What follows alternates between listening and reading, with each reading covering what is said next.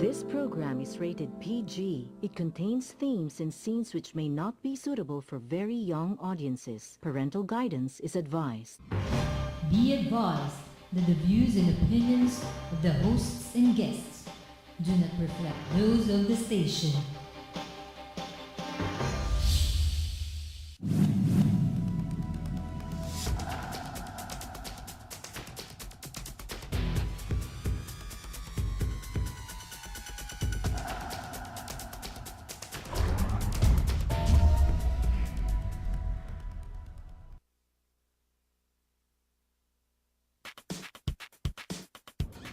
Magandang gabi po sa inyo lahat. Welcome to our show, Heartbeat. Ay, marami pong salamat. Marami rin yung lalaki. Ayaw rin ng divorce.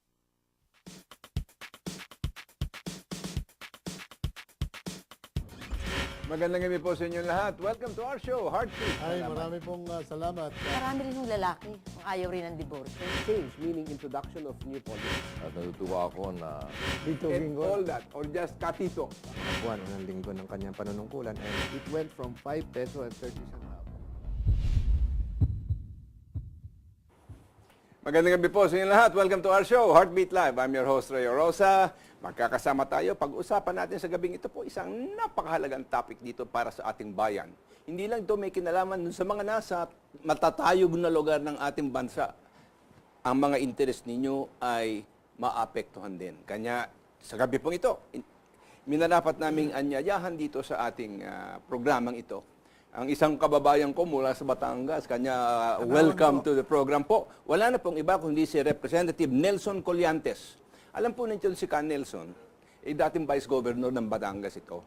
Pero ngayon, nalagay na siya sa Kongreso at siya po ang naging co-author nitong batas na nakasubo ngayon sa Kongreso at sa Senado na tinatawag na batas na to change the charter of the Bangko Sentral ng Pilipinas. Ngayon, marahil siguro tatanong kayo, ano ba itong Bangko Sentral ng Pilipinas? Ano bang ginagawa nito? Maybe you can begin, Kuya, Nelson, to speak about that. Salamat po, Manong Ray. Una po hayaan yung batiin ko mga tagapanood ng Heartbeat Live at nagpapasalamat po ako sa aming kababayan na ako'y nabigyan ng pagkakataong mag-appear dito sa show nyo.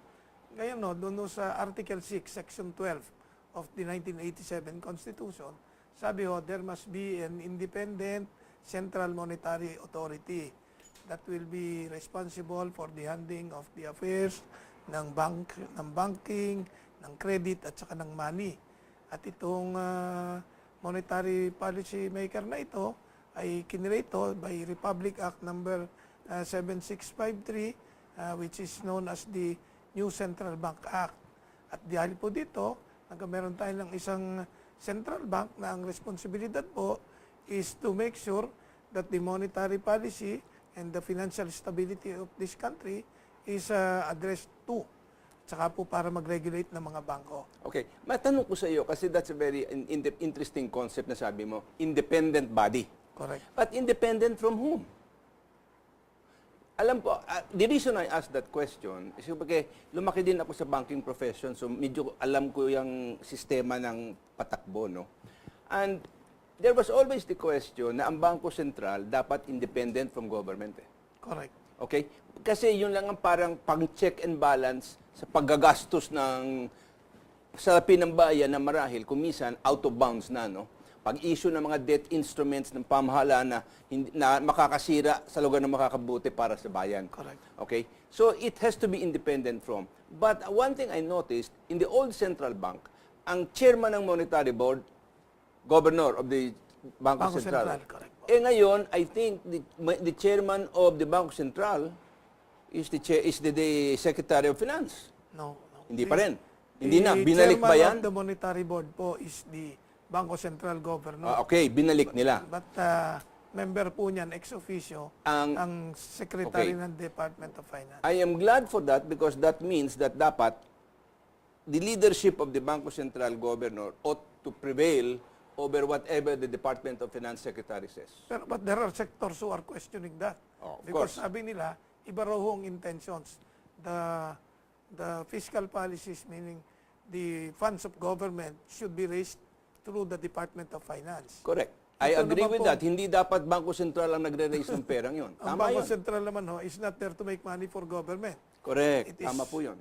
not a money-making institution. It's a money-losing institution instead. Not necessarily, pero Yan ang nangyayari it may taon-taon. lose money po. Bilyon-bilyong piso. Pero Manong Ray, for the last 5 years, you are correct. Of the last 5 years, 4 years, they lost money.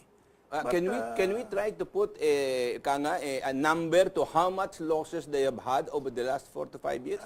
We're running into 100 billion pesos or more. Kasi po, the complexity of the banking system and the economy, the challenges of an ever-expanding economy and the complexities of the system now, well, before, simple lang ho ang pagiging kapag-control ng pera dati.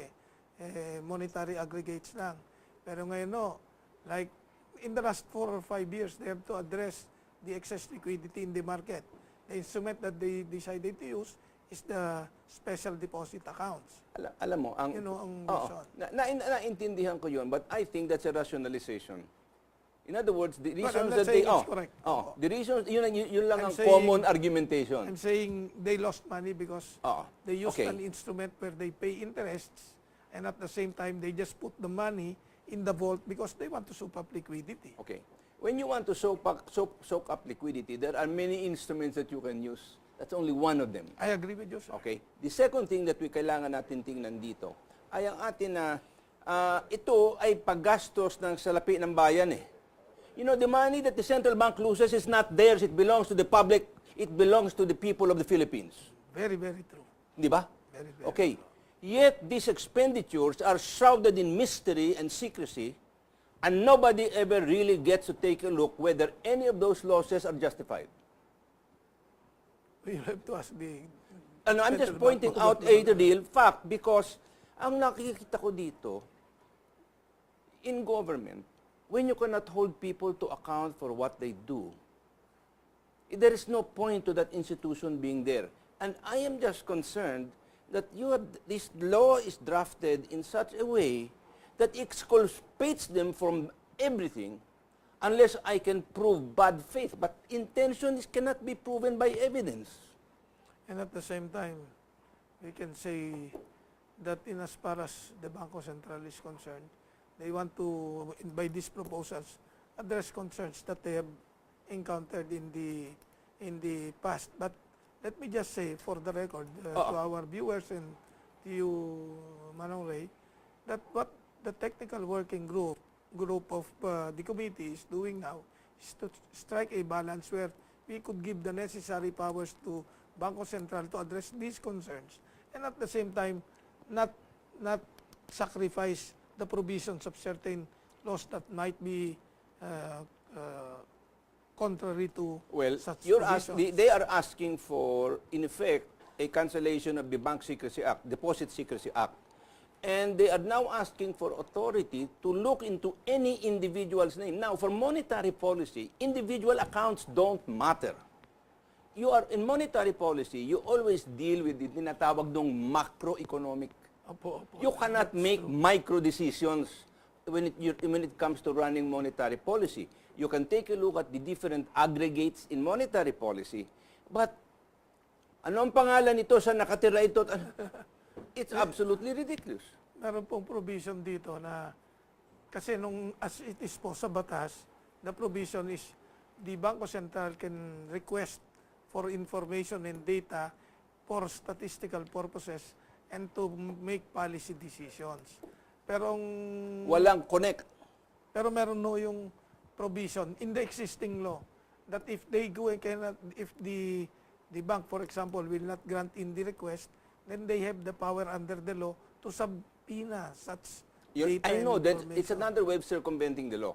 What I am saying is this: if it's simply for statistical purposes, there is no reason to go into the individual accounts and to break the secrecy law. That's where vehement objections during the committee hearings are. But ang pangalawa dyan na kailangan mong tignan ay ganito, no? If they suspect, for example, criminal activity, okay, then you should go, the AMLA courts are there. If there is criminal activity, you go to court. You don't fish. You go to court and present your evidence of criminal activity, and then they can authorize you to look into the deposit. Manong Ray, I was told Oo. that some of the policies made by Bangko Sentral, because of the lack of data, is based on average 40% of the data that should be used. Now, Wait a minute. well, When you say lack of data from what? Because Because they the cannot- aggregates are all there with the banks. but what we were saying, and I'm not arguing for them, I'm just saying that Oo. if we will pass this provision of the bill into law, we've placed some safeguards like they cannot disclose this information To anybody. except it's a collective data and it cannot be used for purposes Okay. other than the ones Let me mentioned. ask you a question. Have you ever heard of hacking? Of course. You think that the records are free from hacking? If the United States Armed Forces can be hacked, do you think that computerized data in the central bank cannot be hacked? That's possibility. It's not a possibility. The hacking is going on all the time with all the different governments. And therefore, even if Bangko Sentral will not get those data, then those data can also be hacked from the bank. They might be able to hack it from the bank, but they will always get only partial data. Partial data. Now, ang taking ko dito, are we giving in to U.S. pressure when they want to chase individuals that they suspect of terrorism to find out how they are passing the money through and in whose name? That concern is going to be addressed by some amendments we're proposing in the anti-money laundering. You guys are anticipatory. How wonderful. Thank you. Ah. But basically, one of the things that we have to look into, in as far as anti-money laundering is concerned, is whether casinos are being used for laundering money for terrorism and in illegal activities. Frankly, as far as I'm concerned, you cannot throw the baby out with the bathwater. You know, I will not say that there is not some of that, but it's too minor for that to become an issue so that you will now then take away all of the safeguards of the Bank Secrecy Act. No. And in those, no, actually, I'll tell you something.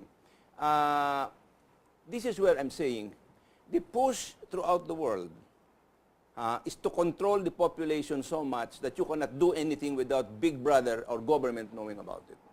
And I think that is violative of the Constitution. And In human terms rights. and human rights, exactly. And you cannot assume, and you cannot justify it, especially with the Bangko Sentral. Pero alam nyo, Because it has no bearing on fundamental monetary policy. Now, if there are illegal activities going on, there are so many remedies under our criminal law and the ability to look into these transactions. You see, the only thing protected is deposits. Does not protect credit transactions or any other activities of the bank. So if the bank tells you, well, I cannot tell you if I lent money to this fellow or not, the central bank sends examiners and they can look into those transactions. So what is the shadow banking they're talking about? Are they talking about derivatives? Are they talking about a lot of other activities that is being cited in a speech of Bernanke? Well, let me tell you, there is so much, many people in the States who conclude Bernanke created the problems of 2008 and before that, Greenspan. Alan Greenspan. Okay?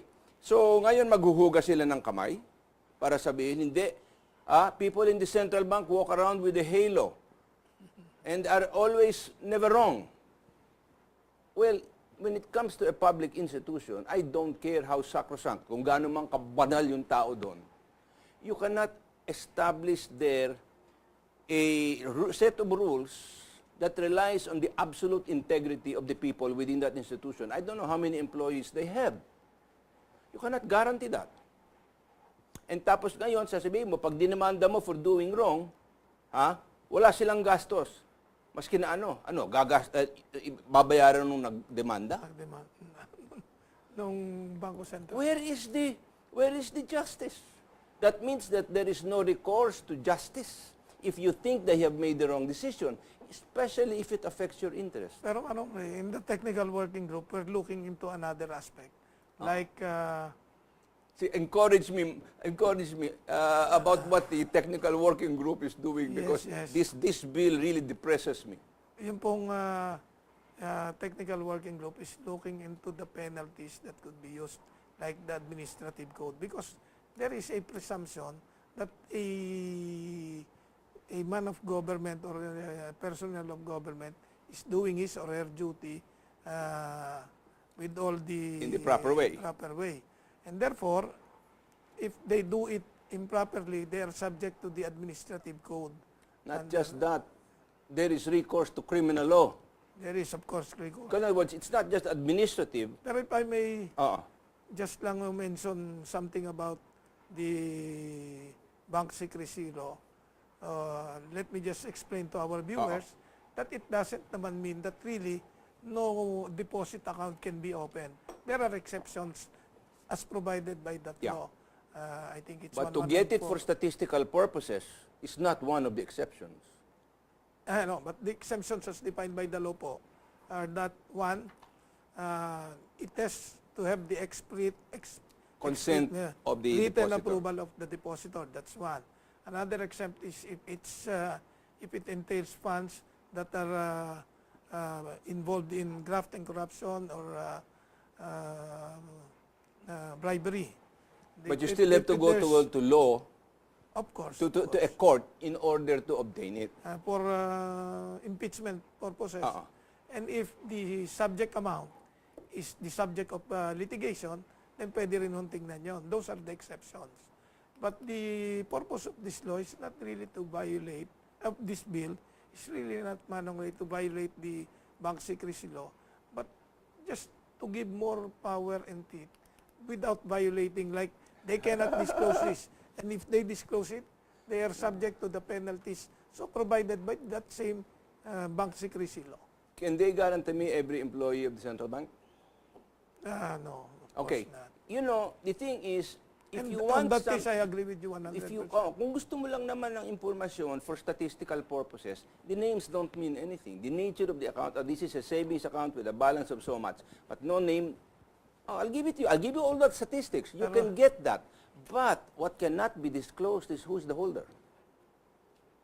Yun lang naman. So sa akin, hanggang hindi ko naintindihan, and they do not explain ano itong why you want this incredible power that will undo a standing law for strictly statistical purposes, which in fact you only walk around in terms of the provisions, but the language grants you the authority to get it regardless, without having to explain yourself, because it's implicit in the charter change. Kasi po, Ay, naku naman. Abay, diktator. diktador ng labas nila lang.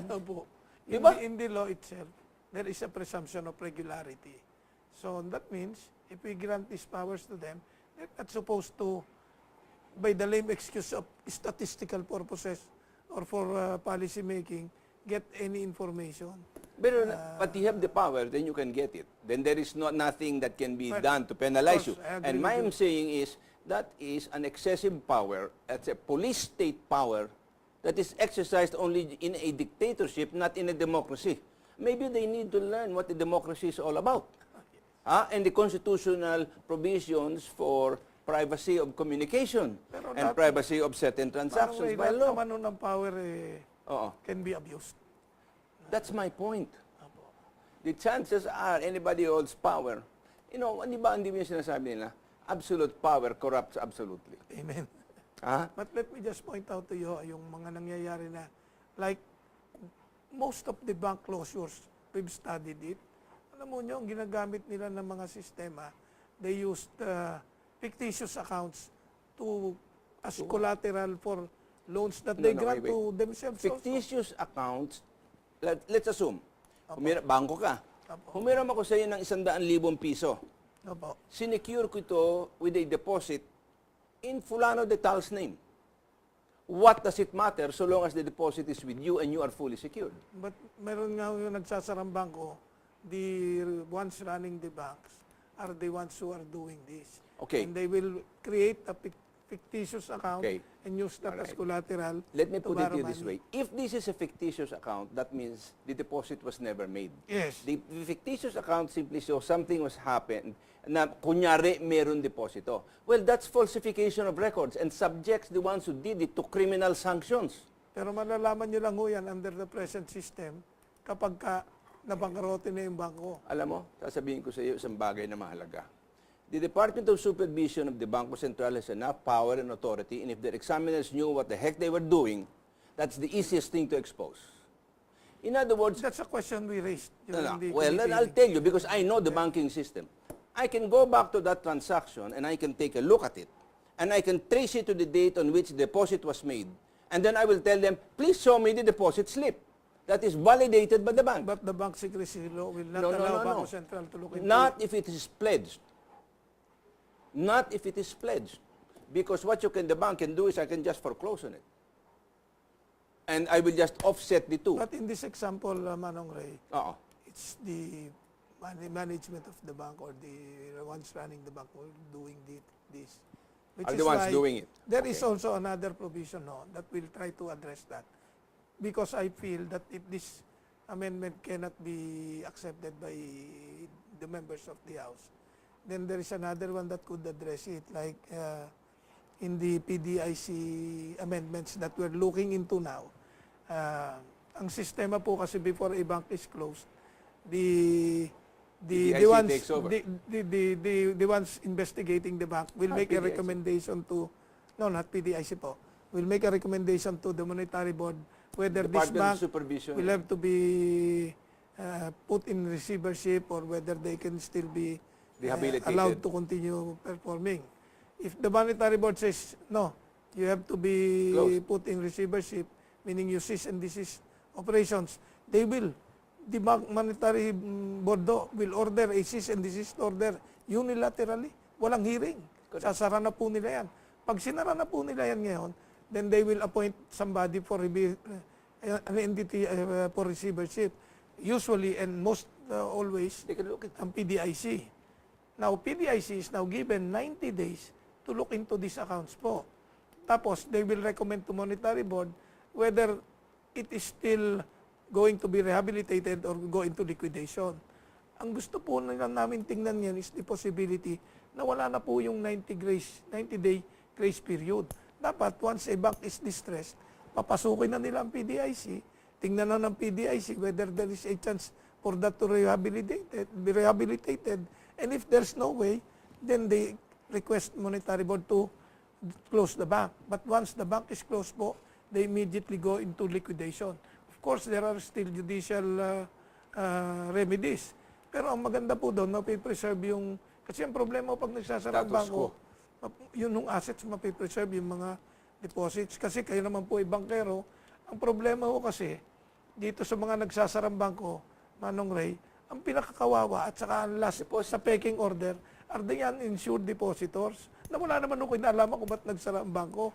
But once liquidation sets in, dahil sa maraming covered sistema, naman sila ng PDIC insurance, no? only up to 500,000.